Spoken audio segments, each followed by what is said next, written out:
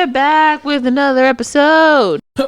Welcome back to another episode of the Face Off with Fleming and Fowler. We are back at it again. Thank y'all so much for joining us on this another blessed week that we are bringing some new flavor to your ear. Here comes a brand new flavor in your ear. Here comes the new flavor in your ear.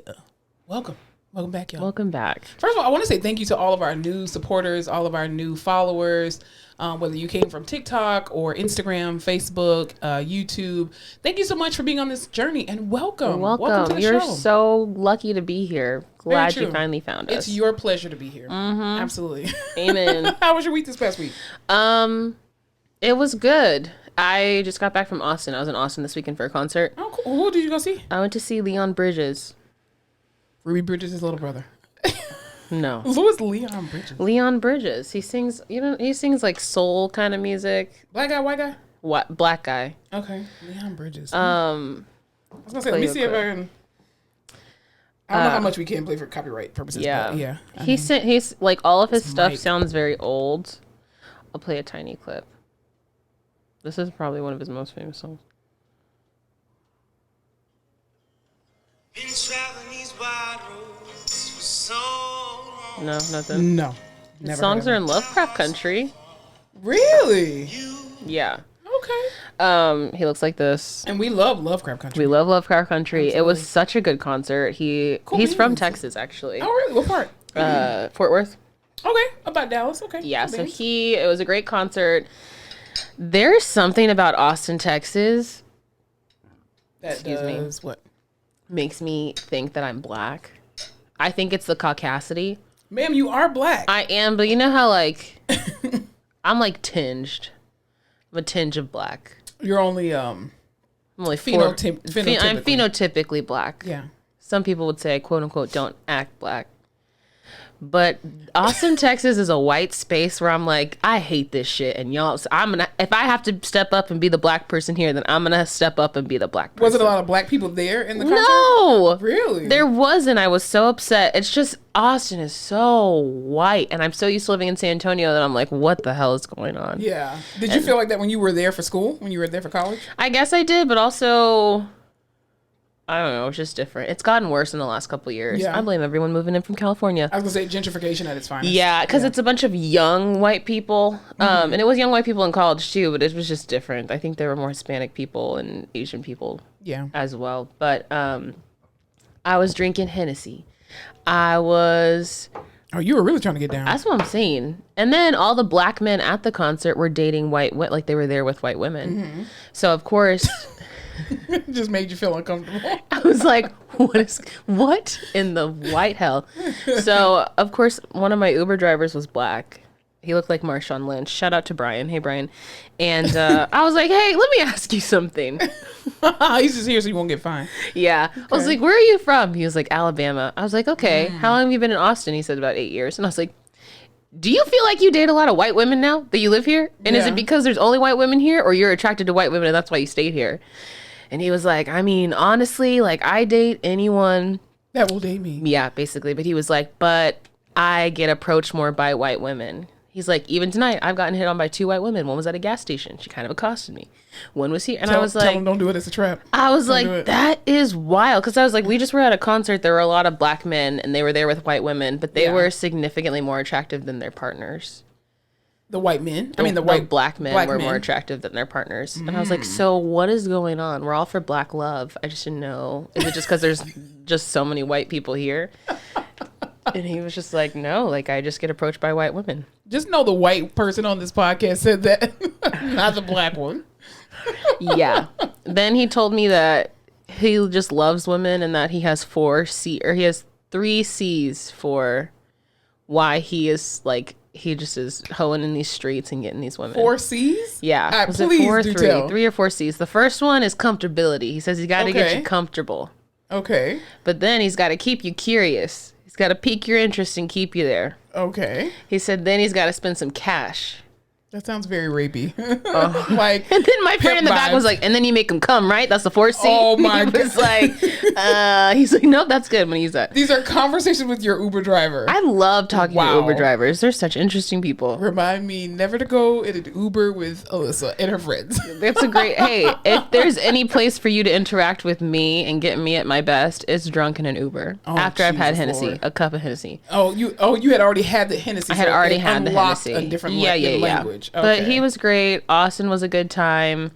Y'all need some color in that city. Or just tell me where it's hiding, because every time I'm there. Also, the Bachelorettes. What do you mean? They have taken over that city. I was at dinner. First of all, I've you know those meals that you're obsessed with and you think about all the time? Yeah. Nobu is one of my meals. That's one of them for me. I think about Nobu probably like once every week. Yeah. The second one is this salad from this restaurant in Austin called The Grove Wine Bar. It's a seared salmon salad with a miso vinaigrette dressing. I think about it every freaking month. This just sounds hella bougie, but okay. It is. Because if the salad doesn't cost $20, I don't fucking want it. Oh, Lord Jesus, I cannot. Can I get an amen? No. Where my girls at? Not from the front to back. We ain't feeling that. No. Anyway, I think about the salad all the time. It's so good. I love it. I would eat it every single day and be destitute. It's delicious. So we finally go to Austin and I'm like, well, I have to go get the salad. I've been thinking about it. While I'm eating this salad, 4 bachelorette parties walk in. How do I know they're bachelorette parties? A, they're all dressed the fucking same. B, they're in groups of 20. And C, they're all wearing fucking cowboy hats and shit. I was gonna say they have a little sash. Yes. Right to be. I'm like, what is good? Also, why do you have that many friends? Ma'am, how many bachelorette parties have you been to this year? But I'm not at a 20 person bachelorette party. How many is it? 12? Like 8. Which is very different. Still the same. Anything over 10, those are not your friends. What are you doing? There's no way you have a circle that large. No, reevaluate. And it pisses me off. Yeah, I was gonna say, if you do have a circle that large, y'all ain't gonna be that large for much longer. No, and now you've ruined my dining experience. It's too many people. Maybe they're sorority sisters. No. Okay. Not for a bachelorette party. Narrow down your circles. I cannot. You almost ruined my salad. But other than that, I had a great time. That's awesome. Yeah. That's really awesome. What about you? How was your My week wasn't nearly as exciting. Work still sucks as usual. Yeah. I'll tell you what that ended my week. Actually today, and I was very sad about some very sad news, devastating news. My next door neighbors are selling their house. I did see the sign. And yeah, I saw the sign. We're singing today. My eyes, I saw the sign. Anyway, and yeah, we've been neighbors. I bought my house 2 years before they bought theirs, and we've been neighbors for the past like 4 years. Like they didn't even consult you? They did not. They didn't even give me a heads up. And I've talked to them the same week that my AC went out, and they didn't have the for sale sign. I was like, hey, you could have talked to me then, but you didn't say anything. So anyway, but I've literally watched them like. They have 2 kids now, and but they were just married. They were married when they first bought the house, and I was like, I saw him today, and I saw the husband today, and I was like, what the fuck, dude? Like, you're breaking up our family. Like, we've been together for the past like 3.5, 4 years, and you're just out like that.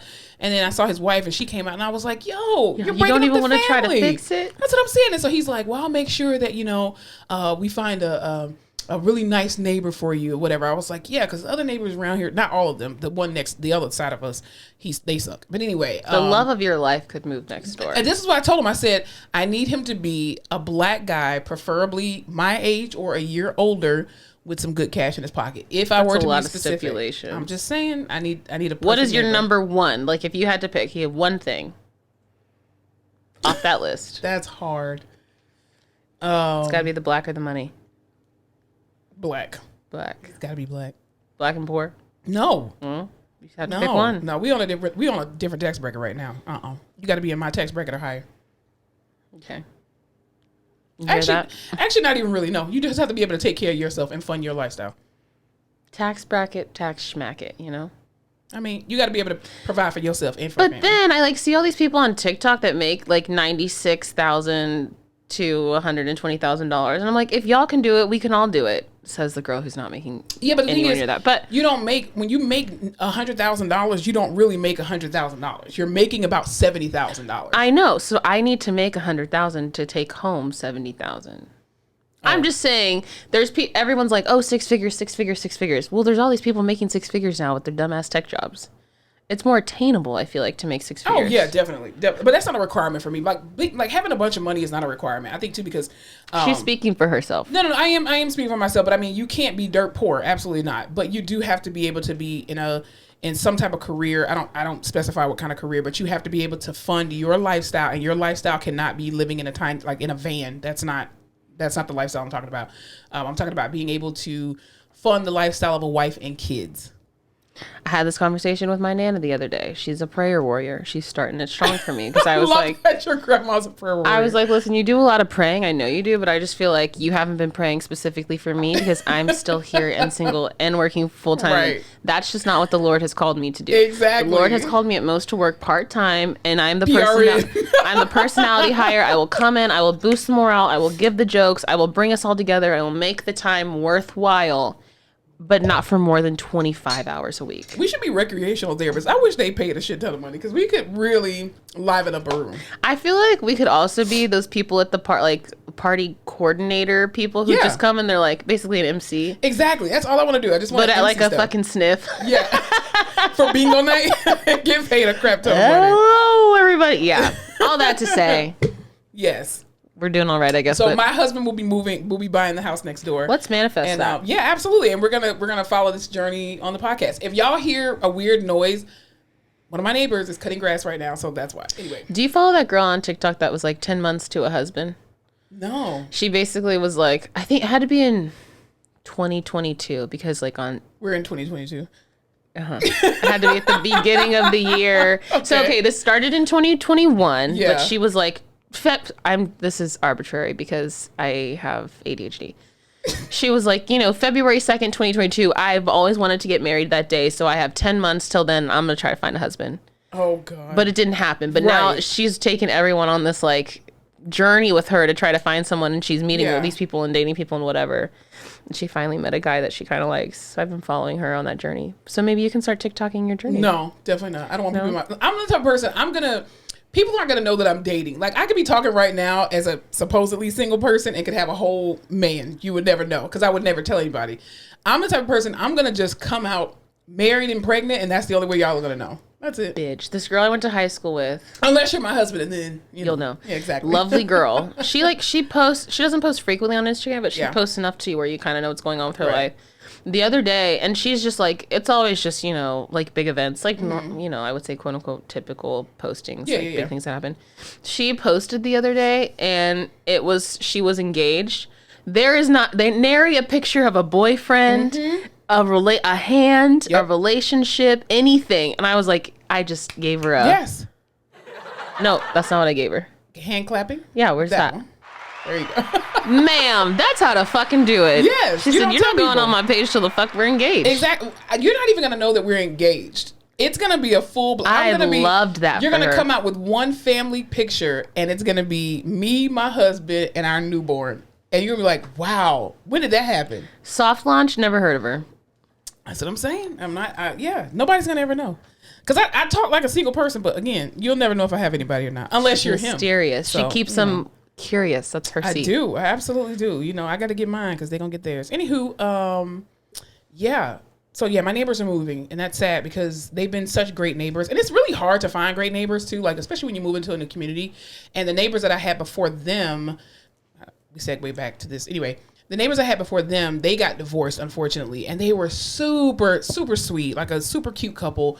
And we would always help each other out. Like if their trash cans were out, I would pull their trash cans back. They would pull mine back. Oh, you're one of those neighbors. Yes, and so even my next door neighbor now, we do the same thing. And there was some issue with a trash company here in town. And he was like, "Hey, can I put my trash in your trash can?" Absolutely, not a problem. And even during COVID, we were really helping each other out because they had a newborn and trying to find wipes and formula and all that kind of stuff.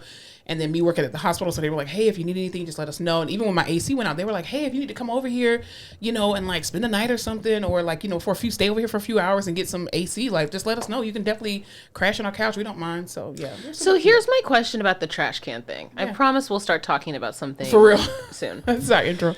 So you know how sometimes you leave your trash because you're just like, fuck this trash can. You leave it out on the street on trash days. Yeah. And sometimes someone will bring my trash can up for me, but I don't know who it is. It's probably your next door neighbor. Probably, but how do I know that? Because sometimes hers is down there too, but mine's back up. Because the only neighbor I really talk to is that one. But then, like, am I supposed to do that for other people now? Do you have cameras in front of your house? I have a doorbell camera, but that's it. Oh. And it doesn't go off from there. So now I'm like, am I supposed to bring her trash can up? But what if she's not the one doing it? I just want to, like, I mean, I'll go out of my way to do it, but not if she's not doing it. I would just say just only do it when it's raining and the top is out, like open. Okay. That's the only time I ever really do it. I don't know neighbor protocol. I mean, you just kind of have to feel it out. Once you see them do it once, and once you know who it is, then that's the only time. Like, who's doing nice shit for me? Will you cut it out? I don't like that. Don't do me any favors. Or at least tell me that you're doing nice stuff for me so I can acknowledge you. Yeah. Well, anyway, here's what we want to acknowledge for some stuff that's going on. We're going to go ahead and start this show. Anyway, let's just go ahead and get it out of the way and just kind of talk about it. So first and foremost, first and foremost, we do want to send out, we are so happy and sad at the same time. So Breonna Taylor.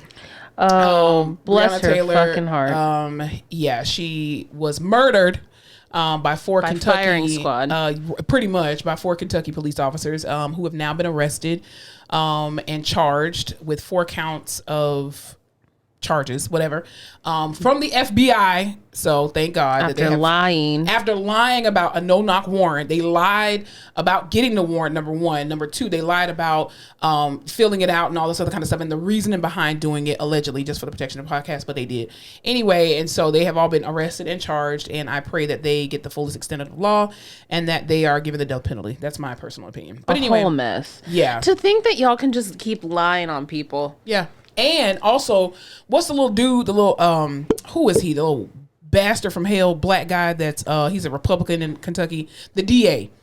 Is it the DA? I think it's the DA who was, who kept saying, like, he didn't want to charge them at first. And now the FBI is in charge. And I hope he goes to jail as well, too. I hope they arrest his old bitch ass. But anyway, so yeah, we're praying for Breonna Taylor's family and, everyone affected by this case. And I just pray that the case goes well and that they are able to get, we know that they'll never get full justice because full justice is her being alive. Daniel Cameron? Yes, Daniel Cameron, this bitch ass motherfucker.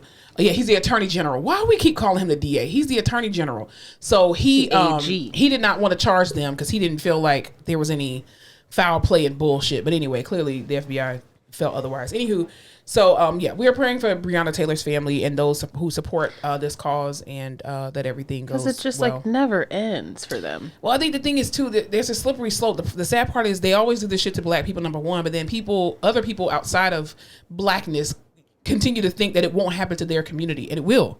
Like when they try it on black people to see if the shit will work.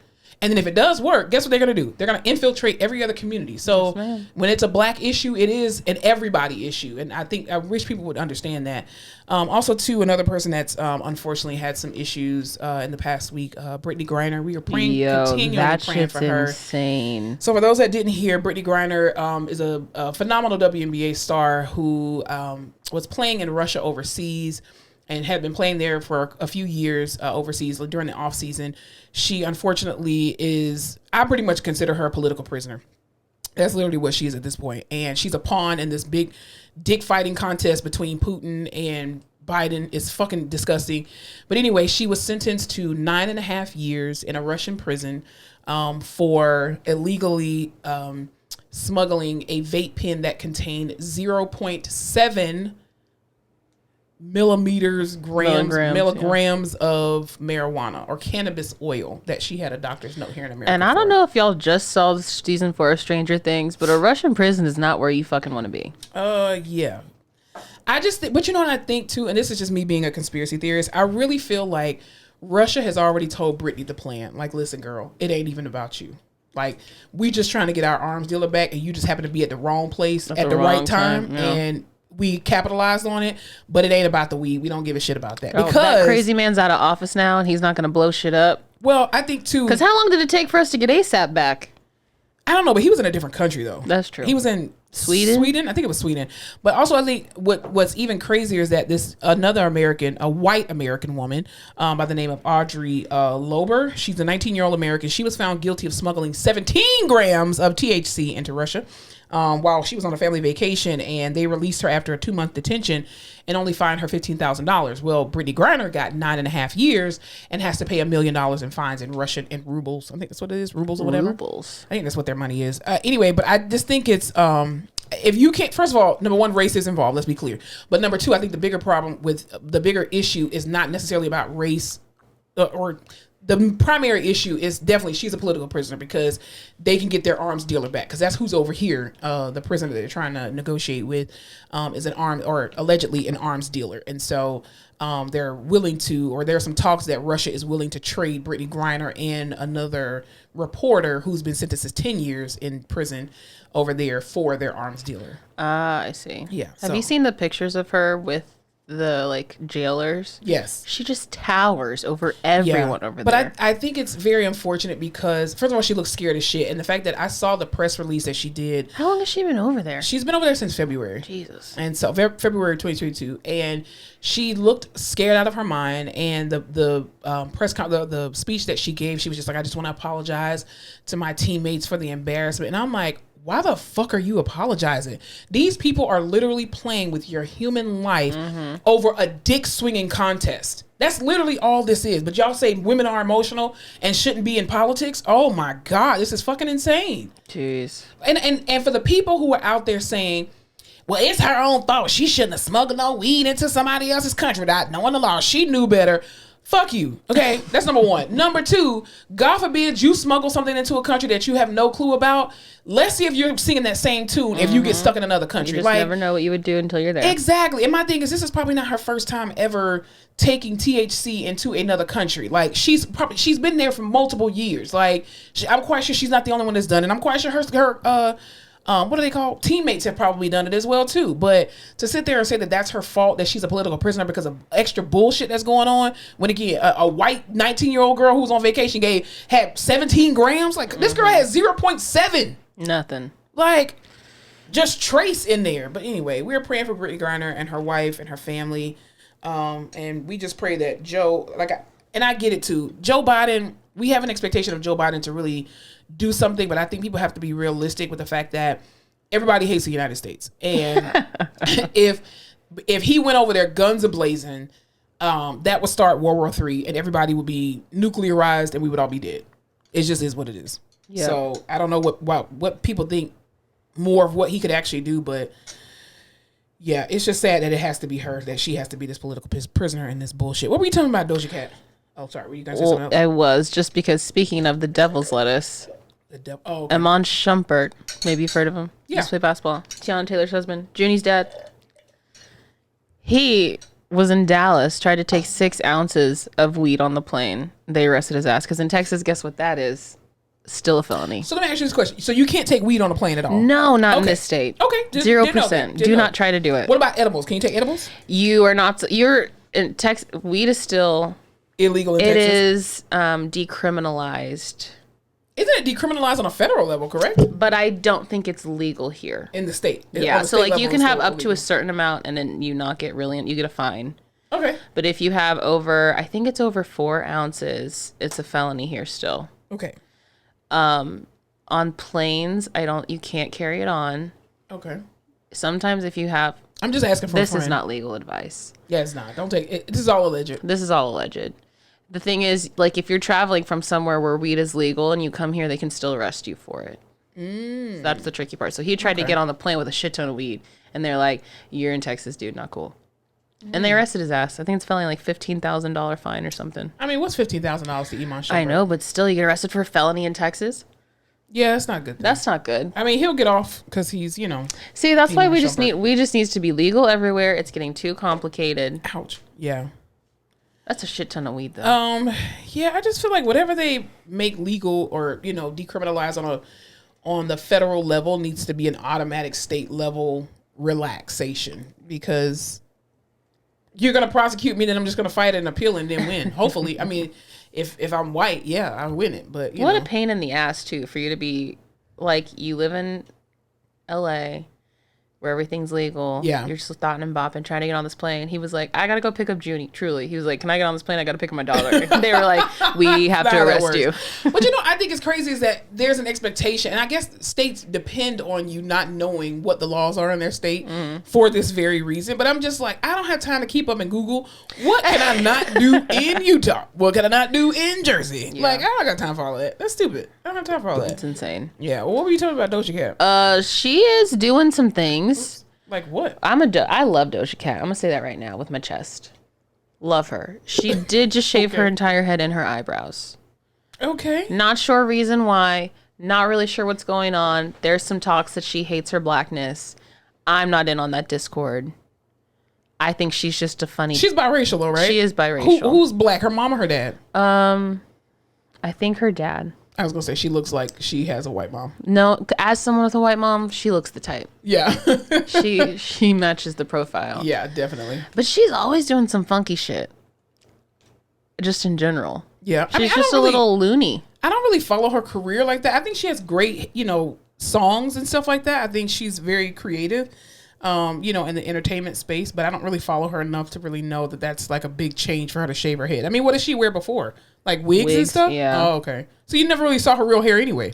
Yeah. So she could have been bald this entire time. But also Britney shaved her head. So maybe it's a cry for help.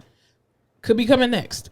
I don't know. I feel like people always try to make her out as anti-black or that she doesn't want to be black or that she just thinks she's, I don't know. Has she said something or done something that makes people feel like she's anti-black? She was. Do you remember when she was in those racist ass chat rooms a long time ago? Nope. Damn. Not at all. She was in some racist ass chat rooms. What was she? I mean, she was using like the N-word and all that kind of stuff. Let me do a little internet deep dive for you. Wow, the first one. Doja Cat accused of participating in racist chat rooms using slurs. Wow, what kind of... But if she's using black slurs and she's black, is it really a slur? I mean, it's a slur. I'm not being oblivious to it.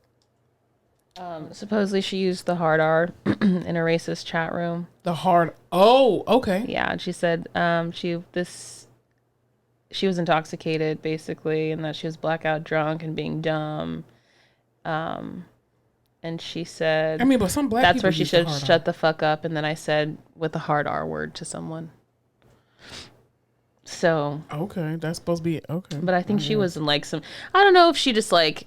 She also seems the type of person who would be in like a Antifa or like a KKK chat room just to troll people. Like she seems like that type. So I don't know if she was just hitting up these chat or like I don't see her as being the person sitting there being like, oh yeah, fuck these black people, hate them. I just don't know enough about her. I honestly don't follow her career. Like I said, I like her songs and stuff, but I don't follow her career to know enough about what she actually does or has said. So I don't really have an opinion about it. I just like, here's my thing. If I get famous and I say some, not even when I get famous and I wear like a fucking polo and some Tory Burch sandals, y'all are gonna be like, she hates being black. She loves being white. Look at her. And I'll be like, my mom's white. Stop coming for me. Yeah. I just want y'all to remember this. Well, I think too, honestly, with people who are biracial or who are mixed race, I think there's this expectation that you should know the white world and the black world, right? Mm-hmm. But I think you shouldn't be forced to choose a side either. Like, you are white. You were raised by a white mother, but you also are black. So it is a responsibility to know both sides, even though it is exhausting. Mm-hmm. But it's not that just, oh, you're a black woman. No, you're a black and you're a white woman. Like, you're both. I mean, to the cops, you're black. So don't try it. To the cops, I am black. Right. To the hairstylist, I am black as well. Very true. My thing is... Corporate America, you're black too. Corporate America, I'm pretty black. You're only white to your family and friends. That's that is true.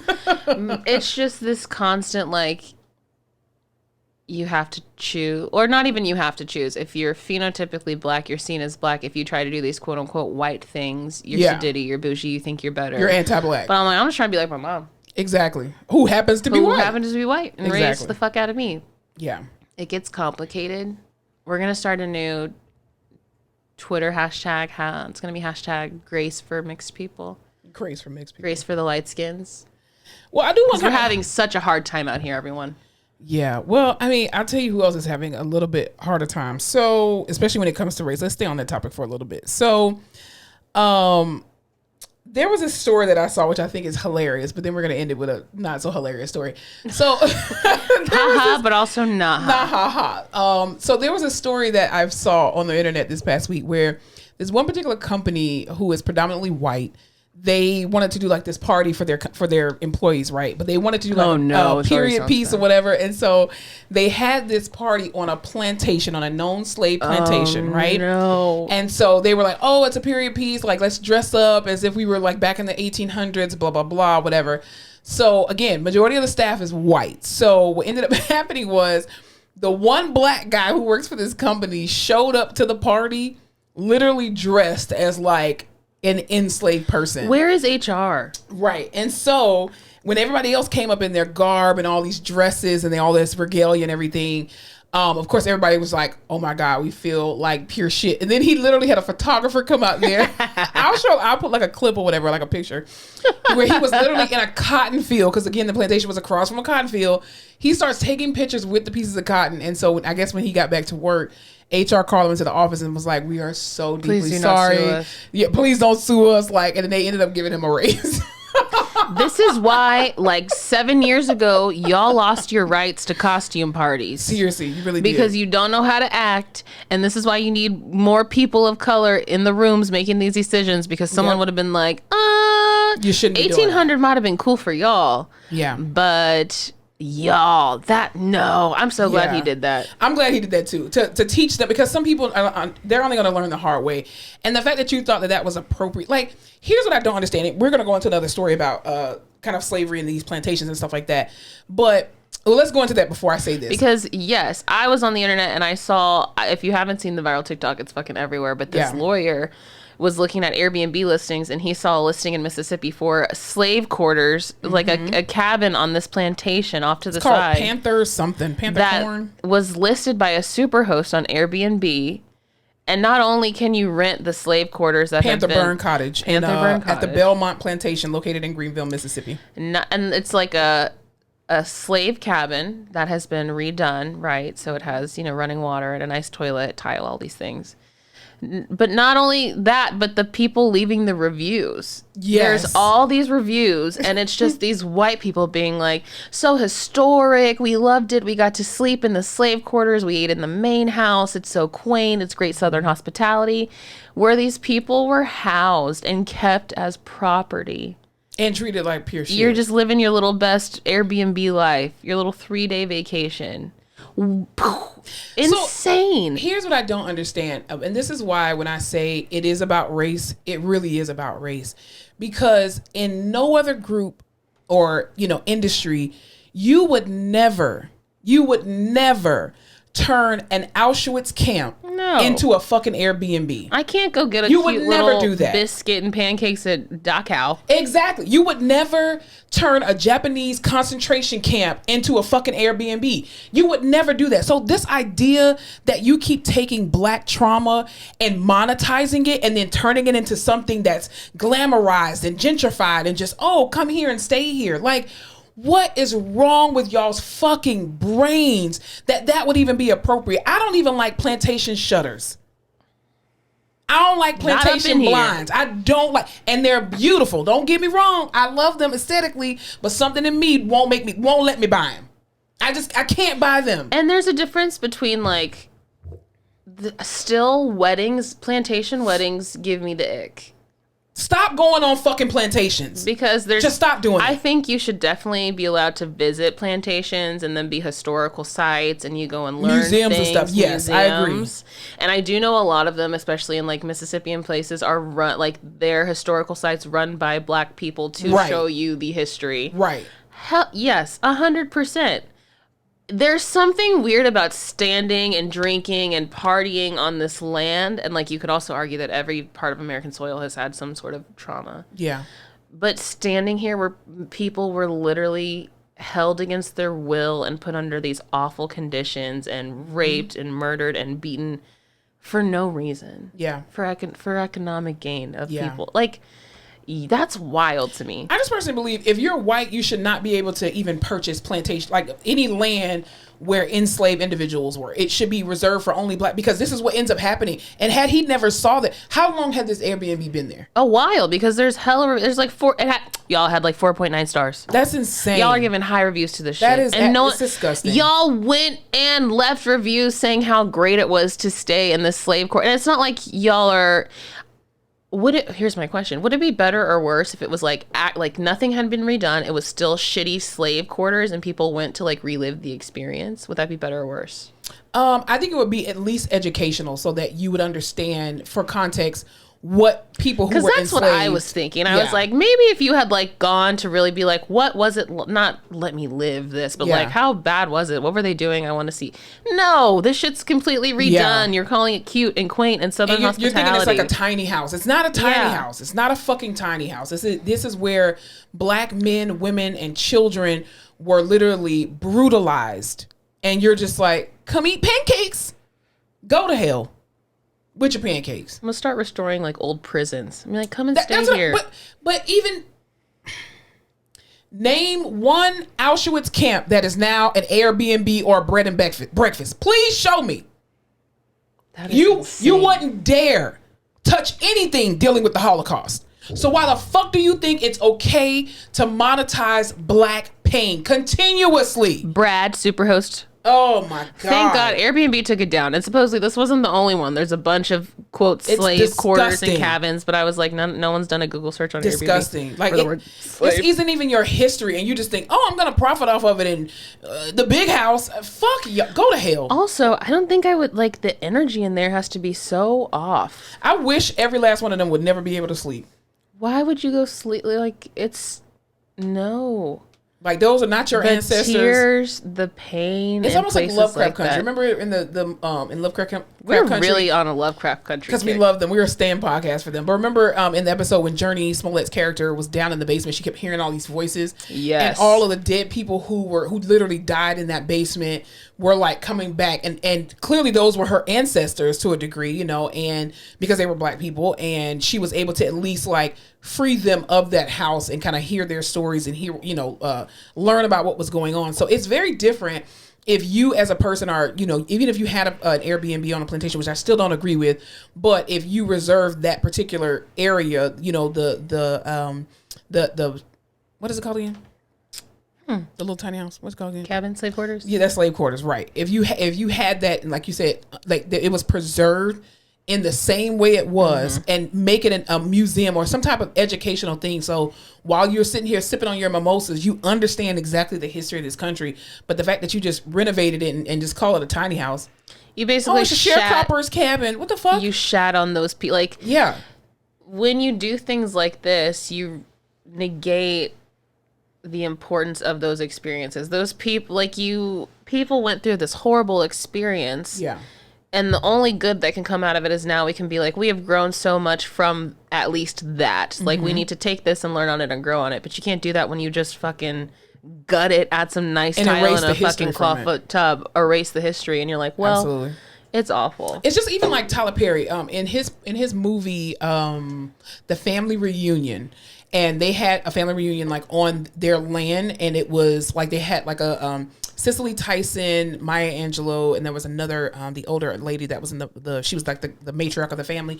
They were sitting in front of this like slave quarter, you know, shack or whatever, and you know they were talking about, you know, this is the land that we lived on and all this other kind of stuff. This is where you all come from, but that you could tell that they did absolutely nothing with the actual shack itself. It was like preserved, and then like in the, you know how they run the credits or whatever. And they talk about like how they made it and all that kind of stuff. And literally it was a real plantation that he just rented to be able to like film that there, but that everybody on the set got a chance to go in there and just kind of see like how our ancestors lived and stuff like that. And it was just a very different experience. It's a very different experience for those of us that it does affect, because we are tied to our ancestors on this property. Can you stop? I would, if anyone has a plantation home they want to sell to me for pennies on the dollar, I would love to like restore it and make it like, surely maybe an Airbnb, but something educational and interactive and positive, and be like, this is all the fucked up shit that happened here. But What are you gonna do with the proceeds of the money? don't. No, well, I will need to make a living, but donate So it I ask you. or have it go into organizations that like Black-owned businesses and or families or like lineage tracing or think something cool. I don't know. There's so much you can do. We don't need to just be like, oh, we can't use that land anymore because it was awful and it held slaves. But also we don't need to be like, we're just going to pretend that never fucking happened. Yeah, and don't monetize it either to the point where you're just like, oh, come stay with the slaves. Like, no. It's not Disney World. No, it's not. No, but not. you can make it, you can make the land useful Yeah. and educational and mean something. Well, I can tell you what else means something. We were talking about Tyler Perry a little bit ago, and Tyler Perry was in the news lately because, first of all, I love Tyler Perry. Okay, this is not You heard it here first. and this is not a ploy of me trying to like get on one of his shows. Favorite or Tyler anything Perry like that. movie? It's not a Praise? movie; it's a play. Oh, typical. You're one of those. Medea Goes to Jail. That was one of the funniest plays. That one and Is Think Like a Man? Why Did I Tyler Get Perry? Married? The play. I love his plays more than I love the movies. Is Think Like a Man Tyler Perry, right? Yeah. Yeah. Yeah. No. Think Like a Man is Steve Harvey. Oh, That's that's Steve right. Harvey's book. Yeah. Different black man. My but bad. Very different. But Tyler Perry was in the news because he was not in the news really, but in social media. So he had an interview with I think it was Kevin Hart on his XM radio show. Anyway, and he was talking about how he paid Cicely Tyson $1 million for one day of work because he wanted her to realize how much she was valued in the black community. And so many people, even lately, Y'all talk a lot of shit about Tyler Y'all Perry. be talking so much shit about Tyler Perry, and I hate Because he makes that. a couple mediocre movies. No, but his movies are not even mediocre. Here's the thing about Tyler Perry. Tyler Perry is a genius, okay? And the reason why he is a genius is because he caters his movies, his plays, his whole entire career to a subset of people that have made him a billionaire. Let's be very clear. Okay, I don't give a damn how much y'all talk about, oh, the wigs are raggedy and blah, blah, blah. He's still a billionaire with them raggedy ass wigs. What was that Let's be movie with clear. Taraji, though, that he made? She was in two. No, I can do better by myself. No, not the one I'm talking about. Keep talking. Acrimony? Yes. Yes. What the fuck was that? I mean, but again, but But people even watch talking it. about that, People are paying to watch it. It's people like the are Fast and the watching Furious it. people. Y'all don't get mad at them for their 9 shitty ass movies. They got 19 Fast and the Furious, and it's And all they're in all the same. awful. They're horrible. And here's the thing about Tyler Perry too. People keep talking about, oh, well, Tyler Perry needs to open up his writing room. Why? He's a If it billionaire, ain't broke, y'all. don't fucking Why fix does it. he need to open up his writer's room for y'all? This man is on primetime TV and got multiple shows on multiple He networks. got a whole lot. The Tyler Perry lot. But I think he would be so much further along in his life if he opened up his writer's room. He's a billionaire, y'all. Not only that, he has a whole studio where he hires people of color, specifically black people. Not only that, he also literally revived Atlanta by being this media mecca now where people come to Atlanta to work for film their Tyler Perry? films. Like, what the fuck are y'all talking about? He need to open up his writer's room. You need to shut your mouth. That's what you need to do. I hate people. I really this love. world. Was it the Oscars last year or the year before when he gave that speech? They were honoring him. It wasn't the Oscars. It was the NAACP The Awards. NAA, which is my Oscars. Exactly. And, Black people's Oscars. Yes, it is. I like Tyler Perry.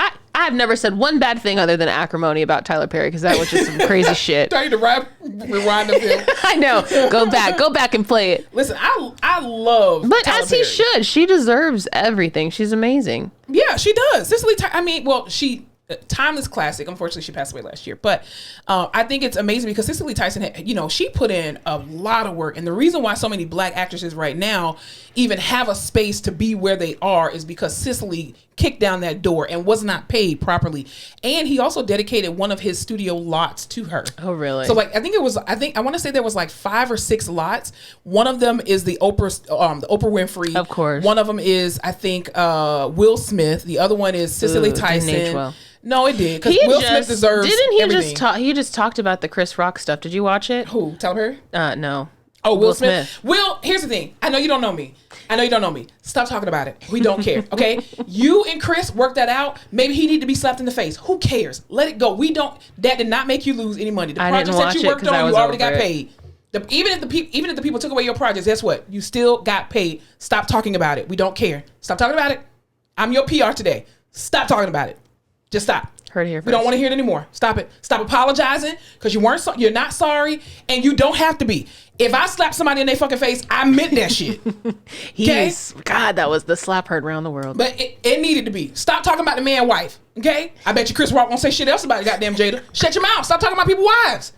Oh, he had a mental break. No, he didn't. Stop talking about the man wife. Will Smith, stop apologizing. Just stop. Anyway, neither here nor there. What were you telling me about this? The Kardashian conspiracy. Thank you for bringing it up because I've been thinking about it for the last 24 hours. Can't stop. Okay. And she didn't tell me this before we started recording. Come with me on a journey. I hope everyone turn your AirPods up. This is important. Okay. You have heard by now, undoubtedly, because it's everywhere. Listen, whenever there's any Kardashian news, you see it, especially on like Instagram, whatever. You'll see it on a couple of news outlets, right? They're famous. When Kim and Pete Davidson broke up, that shit was everywhere.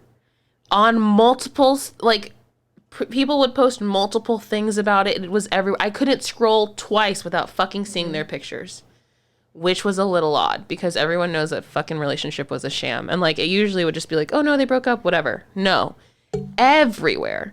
So I was already like, why is this so, like, why do we care so much about Pete and Kim? It wasn't that big of a deal. They've been dating for 9 months. Keep that forefront of your mind. Okay. This same weekend, Travis Scott miraculously has decided to step out with Kylie again. They're being photographed everywhere. She's putting out all these pictures of her and Travis. Travis is going to do his first performance, and we're announcing that, and it's coming up. Kylie, Travis, Kylie, Travis, Kylie, Travis. And I'm like, where the fuck? Travis has been hiding since all the Houston shit at Astroworld. And remember, we still don't even know the name of the baby. Kylie hasn't said anything. She really hasn't been posting about Travis. Whatever. Suspicious. It's all Chris. Then, whose baby gets delivered by surrogate? And there's one fucking post about it that we can all forget because we're being bombarded with all this other information. I think you're being bombarded because I haven't heard any of this stuff. I didn't even know they broke up. Khloe and Tristan's baby boy was born this weekend. No one's talking about it because all we're talking about is Kim and Pete and Kylie and Travis. Well, I think because everybody keep talking about Khloe and how stupid she is for staying with Tristan, so that's probably better. This is the Kris Jenner machine. It's gotta be. So that your conspiracy is that Kris Jenner is behind it? Well, no, my conspiracy is that I was right all along and that Kim and Pete were never an actual couple and they stayed together conveniently for 9 months just so when Khloe's baby was delivered, they could break up and take the fucking shine off of them so no one would talk about the fact that Khloe's an idiot and she's a piece of shit. Oh, that took a turn. Okay. But isn't it exhausting to have to live your life like this? To have yes, because you keep keeping up with these people. No, not me, them. I'm fine. Oh. Can you just imagine having to be like, oh, this horrible thing is happening to me, and having someone else be like, okay, well, now you're going to have to fake date this man for at least 9 months. You're going to have to go underground with your baby daddy, not tell anyone the name of your child, and then we'll start posting about you two, especially since he had this traumatic thing happen. He'll go back on tour right before she has the baby. Then you'll break up with your boyfriend right when the baby's delivered, so no one's talking about that because her life's a fucking shit show. You are too invested in these people. I just, it's so insane. Weird. It is insanity. Congratulations, Khloe. You finally got your baby boy. Kim and Pete, we can be done with that. We can all move the fuck on because now she's in love with Kanye again and she's in his fucking Balenciaga shoots. And Pete Davidson's going to move on to whoever the fuck he's going to move on to. I'm clocking out. I can't keep up anymore. Yeah. Oh, okay. But all that to say, that's what's up with the Kardashians. Also, I think Kendall's back with Devin Booker. They pretended to break up for 10 minutes. I still think she's a lesbian. Do you have any feelings on that? No. Cool. That was a whole earful. I just have this sneaking suspicion, which like doesn't matter and it's none of my business, but I just think she's closeted. I mean. And she will lose. I think it's one of those like, she'll lose how she's a model, money and power. I don't know. I think there's some markets that don't fuck with gay people. Not here in America. I think it's more of a like international thing. Can't be. I mean, all these other like mega capitals of fashion and whatnot, they're all gay. I don't know. That's why a lot of them are. That's why everyone thinks that Taylor Swift is still not going to come out because she'd lose so much money. People think Taylor Swift is gay? Oh yeah. No, I don't know. I never got gay vibes from her, but I'm not gay either, so I don't know. There's like a whole army out there who believes that she was dating Carly Kloss and Cara Delevingne. And flying through all those men. Yeah, and so that she keeps all these men around, or like keeps her image as like going through all these men, because really she was having relationships with these women, but that will lose her fans and deals and all of these things, so she keeps up this act. Well, I remember there's one conspiracy that they had with Taylor Swift that was saying that her mom was like abusing her, and she was kind of like, remember the Black Mirror the TV show, or the show that has Ashley O, because in one interview she did like the universal signal for trouble, and like I think her mom was in back, and she was just like, yeah, so and they were like, oh, she's in trouble, and I was just like, I think she could kind of get out of that if she needed to. She's Taylor Swift, like, yeah, you'd think, but Britney couldn't get out of it. That's very true. Miley Cyrus could have. But, Brit, yeah. But true. Anyway, that's my Kardashian update for the week for anyone else who was wondering or interested. Well, last thing that we're going to talk about before we go into what we're watching and then the Rehab Corner. You were talking about a restaurant and something about cell phones. You couldn't bring a cell phone into a restaurant? Okay, yeah. So here's my question for you. Mm-hmm. Are you one of those people at a restaurant who, if you're with people, you're still kind of on your phone? Or are you like a face down, phone away kind of girl? I try to be face down, phone on the table kind of person if I'm at a restaurant. So phone is still out? It's out, but it's just face down. So do you think, like, I can never figure out what I like more. Do I just want the phone down, or like, do I want your phone away? You know it's my phone, so you can't control where the hell my phone's going to go. I'm saying, like, if I had a preference, if I could prefer something for someone else. Like, do I feel better when the phone is face down, or would I just like not to see it? I think it depends. If you're just going out, like if we hang out, when we go to dinner and stuff, we usually have our phones out, but we're not on the actual phones because we're having conversation and catching up and stuff like that because we don't work with each other as much.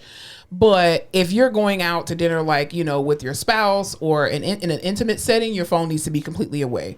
That's just my personal opinion. But if you're with your family and stuff, who cares? You can be on your phone. You see these people all the goddamn time. You're just going to eat. My thing is, like, you can have your phone out, but if I'm actively trying to talk to you, fucking put your phone down. Yeah, click it off. Mute, click, lock. Right. So annoying. Anyway, all I have to say, this restaurant opened up in Fort Worth. It's called Katarina's. This guy, Tim Love, is the chef.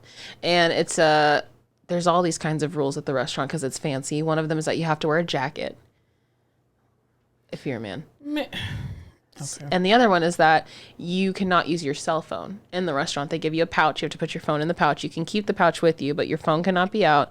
If you have to take a call, you can go outside, or they'll bring you a rotary phone. You are not to use your cell phone in the restaurant because they want you unplugged and taken back to a time without social media and all that stuff. Okay. I understand the concept. As Keke Palmer would say, wrong scenario. Wrong scenario. Okay. Who are you to tell me to disconnect from my cell phone? I paid for steak and potatoes, not your personal opinion about my life. Fuck your rules, and I will not be eating at your ragged ass restaurant. That's just like Kevin Hart. Kevin Hart, I think, but I allegedly, I'll just say that for the protection of the podcast. You can't take your cell phone in like arenas with him when you do a show. But I thought that was because he doesn't want you recording the material while he's recording a special. Right, but my thing is, just say if we catch you recording, we're gonna put your ass out. It's simple.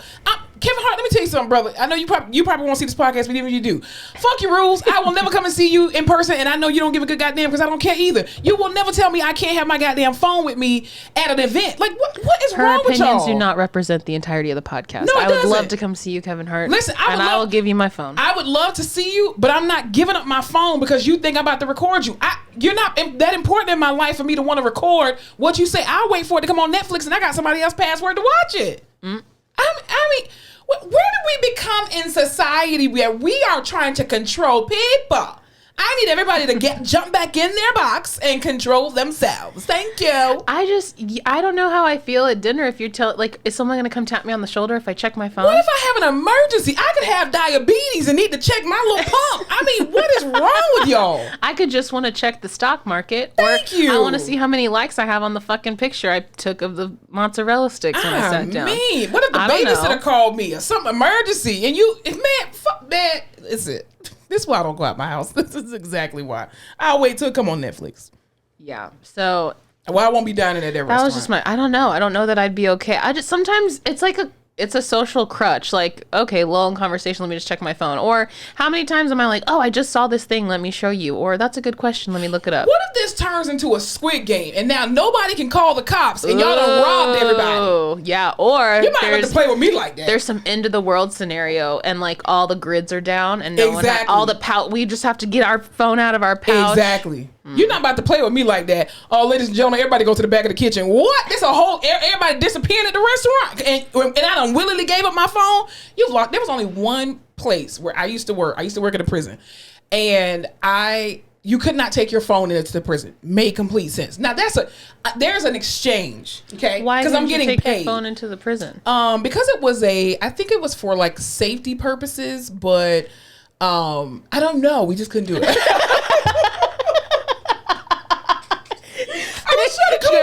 I was trying to get that check and they told me no. I was trying to come up with a fancy reason as to why, but yeah, this is before like social media really was a thing like that. But yeah, you could not bring, because even when you went through the metal detectors coming in, you had to leave your phone like in your car. I don't know if the rules have changed now, but this was back in like 2004, and yeah, you couldn't bring your cell phone into the actual thing. know that there's some crazy stuff that goes on in like day-to-day prison life. Yeah. I would love, if there's a documentary out there, if anyone watches a show, Prison Talk is my shit.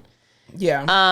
I would love to learn a little bit more about that because I just know there's wild stuff that happens in the prison system. Yeah, definitely. I don't want to see like traumatic shit. I want to see like funny drama, reality show type shit. Okay, well, you're not gonna see that in a. Oh, you know what? There was a show on Netflix that documented in New Orleans, and it was a women's prison. That shit was hilarious. Really? It was like it was a reality show, but it was real, like because they were literally going through this shit.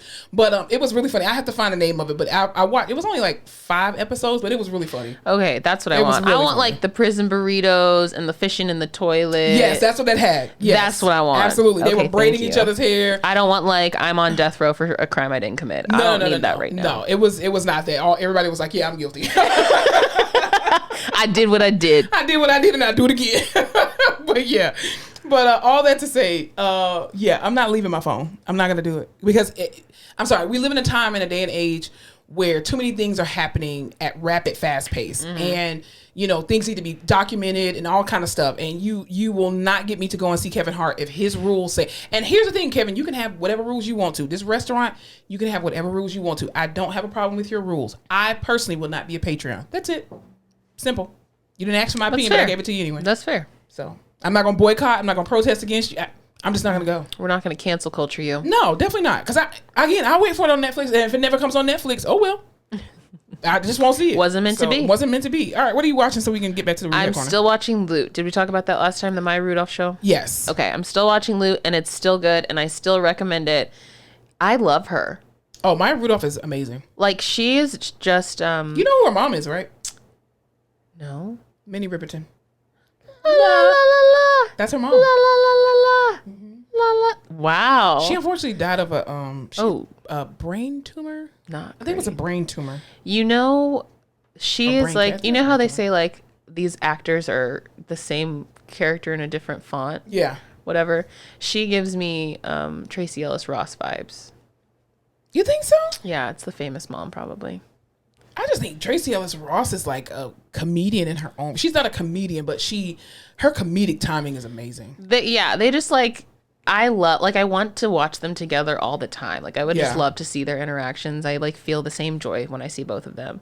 But she is just, I fucking love both of them. And that show is really good. It's like, I love it. The character development is amazing. It's funny without trying too hard. Mm-hmm. It does a very good job of like, it's not over the mark of there's this rich woman who's out of touch with reality, but it's very much like she's kind of out of touch and all these people are like, this is stupid and here's why. You can't do like one of the girls tells her, the girl from Pose is like, no Halloween parties, no costumes. You're not allowed to do any of that because she's just out of fucking touch.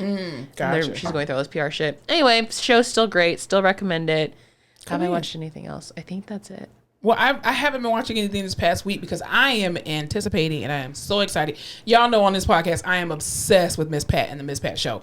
I listen to her podcast faithfully every Tuesday. I'm a part of her Crack Babies group on Facebook. Anywho, neither here nor there. I don't identify as a crack baby, but I am a part of the group anyway. But her season 2 to her show, The Miss Pat Show, is debuting on BET Plus this Thursday, August the 11th. And I think they're going to release all the episodes that they did for the first season, which is freaking hilarious. So I am anticipating this new season. So I know it's going to be amazing. Maybe I'll watch it. You should. Did you watch the first season? No. You don't know what the hell you're missing. It's so good. We watched it enough for the both of us. Oh, I watch it pretty much like every day. I just keep rewatching it because it reminds me of like that old school, like you can say what you want to say, but with context, like Archie Bunker, the Jeffersons, kind of like language. And then too, she cusses on it, which I absolutely love. I haven't seen the Jeffersons in forever. The Jeffersons are amazing. Moving on up. Marla Gibbs is still alive too. She's 9. I think she just got her Hollywood Walk of Fame. Who played Florence on the Jeffersons? I want to say she's like 95 or something like that. She's in her 90s. She looks beautiful though. Damn. She does not look like she's in her 90s. She moves like she's in her 90s, but she doesn't look like it. But yeah, so you ready to head on over to the Rehab Corner? Let's go on over to the Rehab Corner. All right, so in the Rehab Corner today, we are talking about a topic that may be a little controversial, so y'all just understand that our intent is never to offend. It is also always to bring education and to kind of tell you guys our opinion. I said what I said. I shared what I shared. So I saw this video on TikTok, and it was this disability advocate or this disability activist, I'll say, and he was talking about diversity and inclusion when it comes to people with disabilities. And so as you all know, or for people who are just now joining our podcast, welcome. I, Fleming, am a physical therapist and Fowler is an occupational therapist. And so we work with people with disabilities, functional disorders, things of that nature on a regular basis. That's literally our career. And in the news lately, like the past couple of weeks, we've had 2 incidents happen with 2 very famous people where they have unknowingly offended the disability population in the person of Lizzo and Beyonce using the word spaz. And since then, Lizzo, when she was made aware of it, she took the word out of her song, re-released it. Beyonce did the same exact thing. And apparently there was online the word spaz is a derogatory or an ableist slur over in the UK, but it is not that way in the United States. However, some people from the disability community in the United States has said that word and that term is offensive. Even though for people using it here in the United States, and in like the Urban Dictionary, it basically just means like you're just having a good time, you're partying, you're lit, all that kind of stuff, and not that you're mocking people with spasticity disorders. So I wanted to play this little clip from this young man who I'm gonna get his name real quick. I thought I saved it, but clearly I did not. Typical. Cut this. Sorry. Cut. How do you get to your? Okay, and his name is Eddie Nudobu. I'm sorry if I pronounced your name wrong. I'm quite sure I did. But this is what he had to say. You know, I often say that what makes a space accessible isn't a ramp, right? There's a ramp behind you, which I love. Thank you for the ramp. But a ramp doesn't make a space accessible. It provides entry into a building. What makes a space accessible is how all of us, regardless of ability, regardless of identity, are able to come together and feel validated and have access to agency, self-actualization, and really feel dignified, right? So we're not gonna get to intersectionality through compliance or through ticking a box, but it is going to be about celebrating the magic and the beauty of all of the multiplicity of identities that we embody at the same time. I feel so incredibly honored to be all of those identities. I wouldn't want to be anything else. And I think it really is about validating and celebrating our humanity.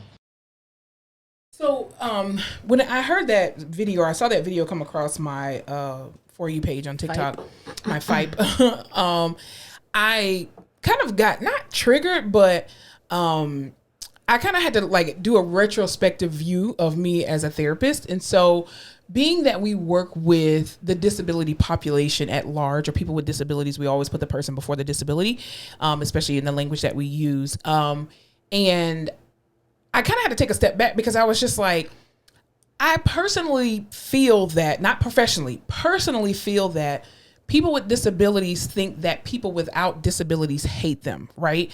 And while that is true in some spaces, it is not true. That's not true. Right. It's not true for everybody. And I think too, like we as therapists, rehabilitation therapists, our goal is never to fix anyone, right? That's not the end game. We can't fix anything.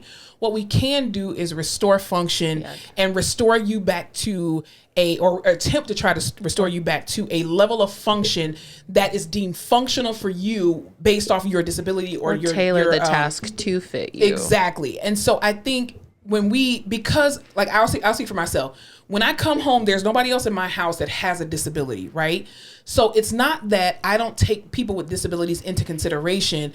It's that it never comes across my brain because in our field, we are always restoring people so much, so fast that we don't think about that. It's not in the forefront of our brain, right? Well, and from us, we do some like task adaptation and modification, but genuinely let's see what we can get you to do functionally before we try to adapt the task. Exactly. We're trying to restore you. If that doesn't work, we'll adapt the task. And it's so specific that we're not walking around the world saying like, I wonder how we could make that easier for someone who uses a wheelchair. Right. I wonder how we could make that more accessible for someone who doesn't have an arm. No, because in our job, I have the patient. What is it specifically that you would like to do? And we will figure that out. Exactly. And even too, like in just regular everyday run of the mill spaces, like if I invited you to a party, right? And I invited you to a party that was like a rooftop, thing or whatever, but it was not handicap or disability accessible, right? Per ADA standards.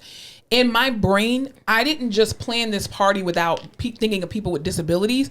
It's the fact that people with disabilities are not readily in my space as far as not professionally, but personally in my space.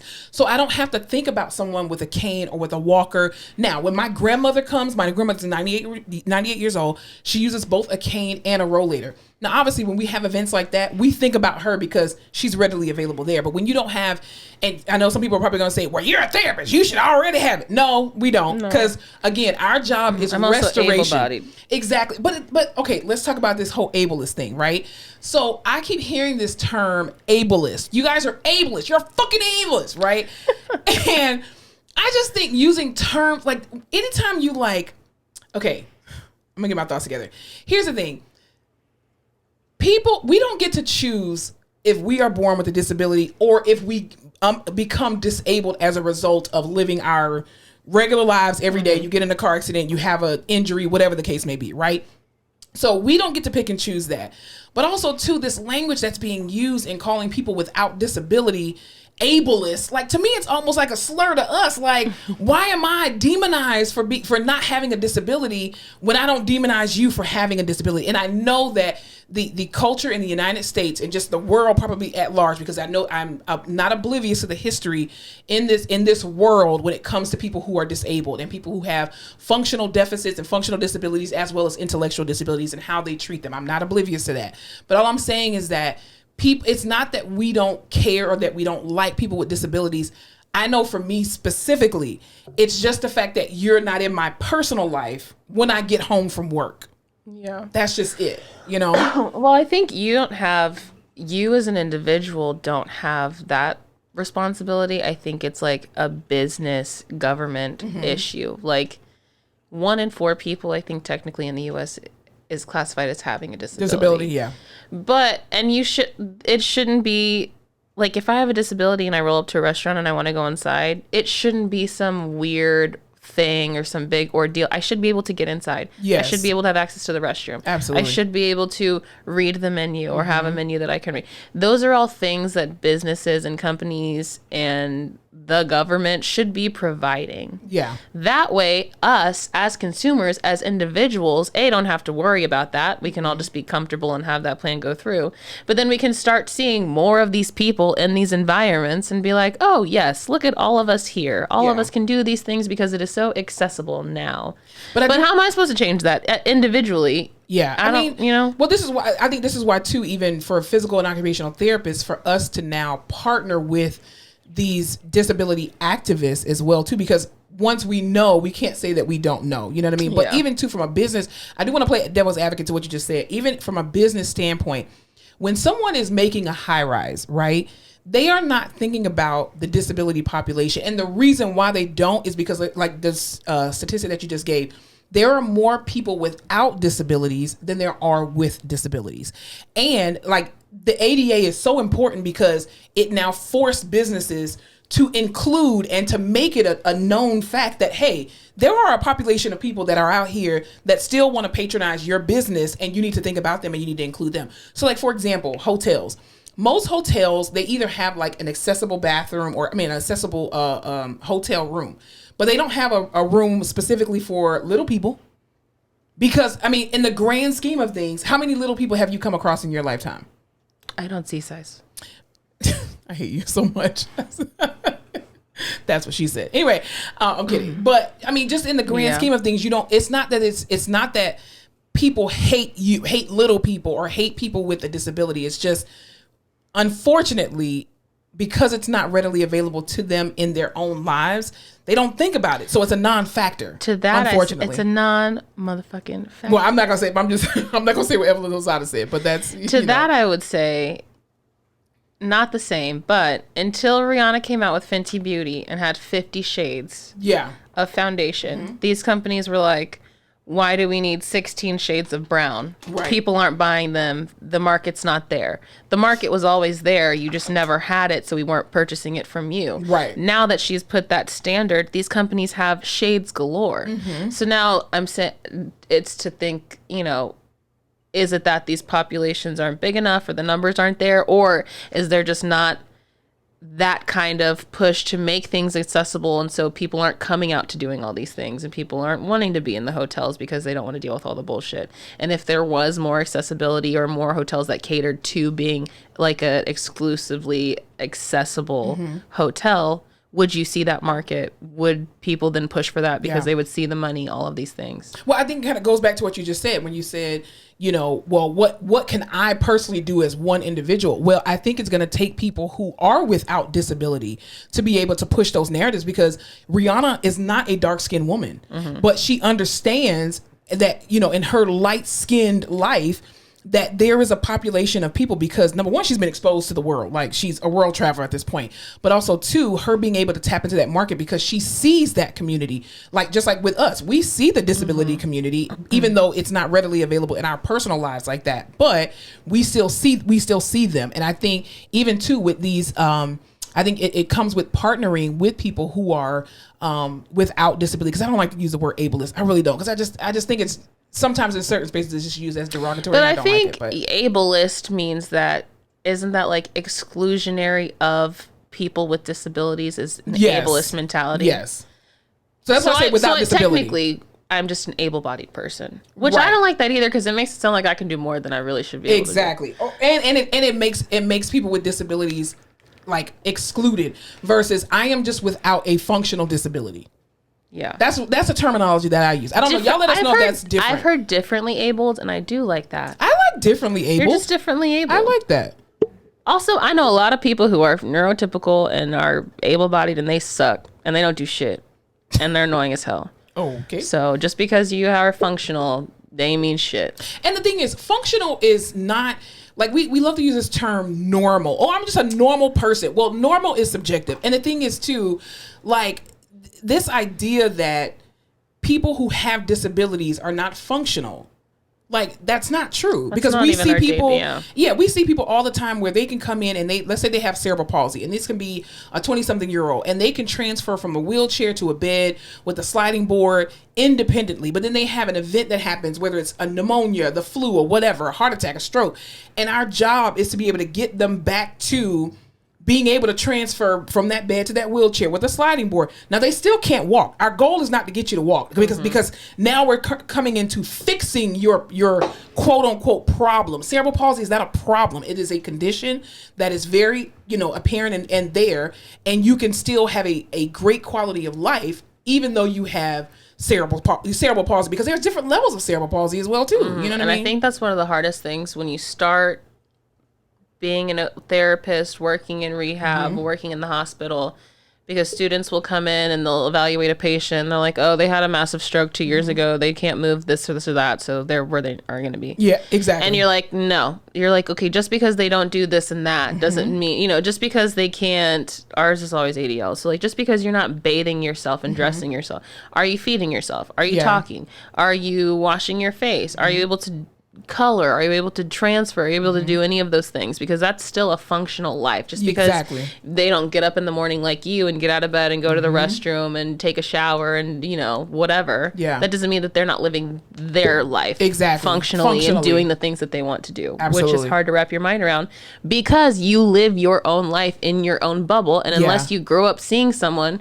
who does things differently than you or has to modify the way they get around, or, you know, you're not thinking about it. Yeah, exactly. And I think too, like, even in hospital settings, like, I mean, we love to think that, oh, a hospital has to be accessible. No, my God, the toilets are on the floor. It makes no sense. They have the grab bars in the most ridiculous way. Here's what I do want to say to any like architect that's out there that wants to hire a physical and an occupational therapist, we are here because the way that y'all build these inpatient rehab facilities and hospitals, y'all are not having, first of all, people who deal with people with disabilities and functional issues on a regular basis into consideration, because y'all put a grab bar way over here somewhere where they're not even going to be able to reach it. You can't, it's not big enough to get a wheelchair to get into the shower is like 6 inches high, makes no goddamn sense. The toilets are on the floor.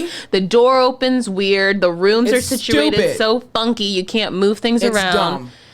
It's horrible. So architects who are out there, architects who are out there. I don't know what the hell you just said. Architects. I got you, girl. Architectures. No, architects. Sorry. It's late. It's late. Yeah. It's late. Architects out there, if y'all want any company that makes or builds offices and ergonomics in hospitals and rehab facilities and all that good stuff, hire PTs and OTs. Hire me and Fowler and I, because we understand exactly what needs to happen, because the way that these things are, it's insane. Like, you got a total hip replacement. Oh, and we tell the patient, hey, don't elevate your hip past 90 degrees, and then the damn toilet is in the floor. What kind of... Good luck. Like, thank you for undoing everything the surgeon just did, but neither here nor there. But yeah, I think as PTs and OTs, I think sometimes we do need to take a step back to realize that because we're in the business of restoration and then we go back to our houses without disability, we need to take into consideration more of people with functional disabilities to be able to advocate for them properly and be a voice for the voiceless. What I will tell you, and what I do not like to see, is when I'm in a restaurant and someone in a wheelchair with a walker, with a rollator, whatever, is trying to do something, and the damn service people act like it's the end of the world to help them. I hate that too. God, just do it. It's your job. They're not trying to make your life harder. They're just trying to get to where they need to go. Stop acting like it's the end of the world. Even people who, like, I've seen these videos where, like, a person went to Chick-fil-A or they went to McDonald's, and you could tell that they have a physical functional deficit where they may not be able to feed themselves, and then people start taking pictures like, oh my God, what made you feed them? They need fucking food. What do you like? I would have no problem feeding one fry at a time to a person, because we do that in our everyday life. When I was in the hospital setting, I do it when people yell at me to get out of the fucking room. Exactly. I'm gonna do it if someone's nice at Chick-fil-A. One thing that I hated in the hospital setting is when, like, they put the tray right next to a person on the affected side, and then they're like, oh, okay, and you know this person cannot reach or cannot feed themselves, and you leave the tray in there, they're looking all hungry, and then their arms eggs are flaccid. Oh my God, I hate that. And then we come in as therapists, and I'm like, I'm not even going to do my physical therapy treatment today. I'm going to feed you this food. I'm going to warm it up, and I'll just charge this as a therapeutic activity, goddammit, because I don't know what else to do. I'm just like, did you eat your, like, why did you eat your food? And they're like, I just had a stroke. I can't fucking move this arm. You're right. This is an eval. Let's feed you. Like, what the? Yeah, dude, that's common decency. It's just common decency. We had another inmate the other day that came in, stroke, handcuffed on the affected side. Where's he going? That arm doesn't move. He's flaccid. I hate people. Take him out of handcuffs. But now that here's the thing. I understand what the disability community feels. I completely understand it, because we do see it in our everyday life. when we get home, it's just we put the blinders back on, unfortunately. When you're in a hospital setting, it's such a specific environment. Yeah. As soon as I leave that floor, bloop, I forget it. Back to the real world. Yeah, exactly. It's like being in a simulation. Yeah. You're like, no, that was the hospital life. Right. Like nothing there makes sense. You're like, well, of course nothing would make sense. Everyone there is sick or, ailing, and it's just a shit show. Yeah. So as soon as you step out of it, you're like, oh man, am I glad to wash my hands of that. Exactly. And then it goes away. I think it's a trauma response from working at the hospital. I just think it's just weird, we compartmentalize every single thing. So we only deal with what we deal with at work, and then we go home and we're just like, oh, free and clear. Because if anything is off, like the toilets in the hospital, people not feed, all of that shit, I will clock at the hospital immediately. But if I see a low toilet at a restaurant, I'm like, Yeah, you don't think about it. Because again, it's not readily, it doesn't affect you in your everyday life, in your everyday personal life. Professionally, yes. So I think for all physical and occupational therapists that are listening to this podcast, I hope, and nurses too, respiratory therapists, everybody who works in healthcare, just be a little bit more sensitive to understand that there are people that are out there that do have disability and that do function in a different way. It does not make them abnormal. They are just differently abled. Yeah. And just like we are differently able, but to take, have a little grace with people with functional disabilities, because they do exist and they deserve to exist in this world, and to be able to function just as we do in every space, regardless of what it is. Just like that guy said, being accessible isn't being able to get into the door. Yeah. You should be able to have equal experiences to everyone around you. You shouldn't feel like you're a burden or it's an issue. Mm-hmm. You should just be able to go to the place and be able to do what you need to do, enjoy the time you're having there. Absolutely. And feel accepted and welcomed. Yeah. Especially if you're getting my money, I better feel fucking welcome. Because at some point in time, everybody will eventually not be able to do for themselves in the capacity that they have been operating in. It happens to everyone. Yes. And you never know when it will happen to you. It could happen tomorrow. So you need to be nice out there, people. Yeah, and show people some grace. So, and if that happens to me, if something happens, I need you to come brush my hair in the hospital. Give me a silk pillowcase. I will need body wipes and good lotion. Yes, not that hospital grade. Not that hospital shit. Yeah.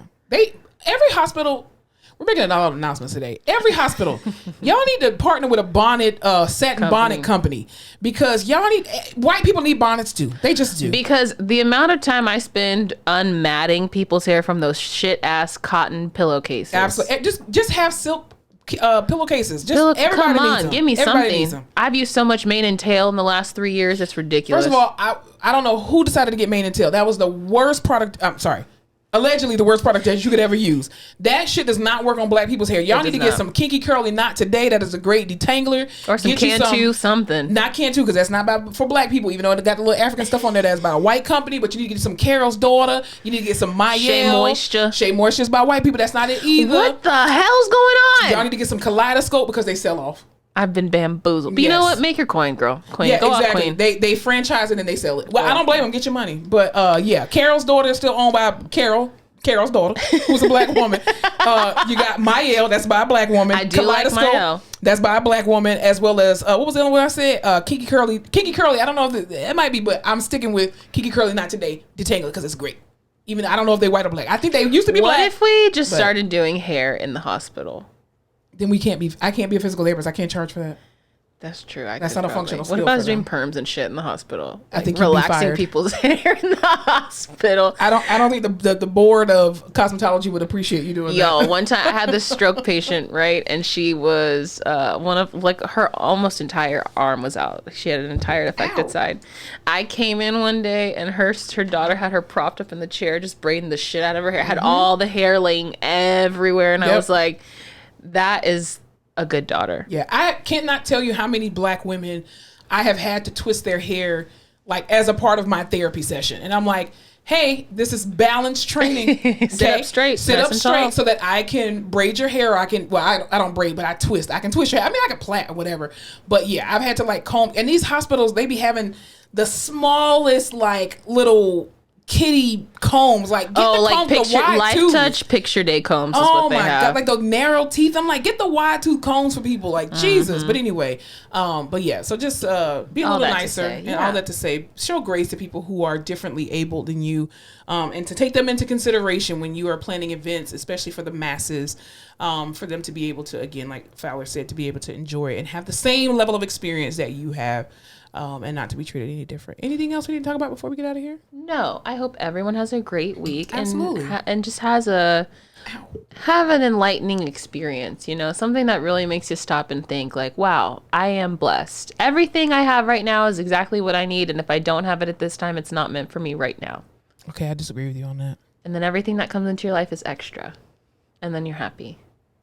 I don't have that mentality, but right. I was gonna say, okay, but someone does. I'm sure it's good to adopt. Does. Yes, definitely. All right, y'all have an amazing week on purpose, and y'all remember to spread love, spread light, and don't forget to laugh your face off.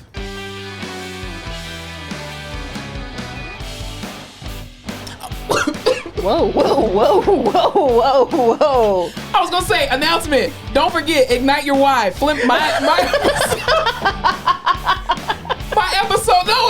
My episode of Ignite Your Why with Austin Gallic comes out this Thursday, August the 11th. You can listen to it on Spotify, Apple Music, Google Podcasts, all that kind of stuff. Not Apple Music, Apple Podcasts, whatever. Music. But yes, don't forget to go over there and follow Ignite Your Why podcast. My episode comes on. I hope that y'all listened to Fowler's episode and was blessed by it. It was amazing.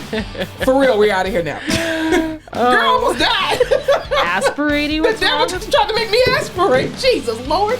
I need a speech therapist. The devil is a lie. Oh, Lord, he tried to kill me, Jesus. Oh, God, that was funny.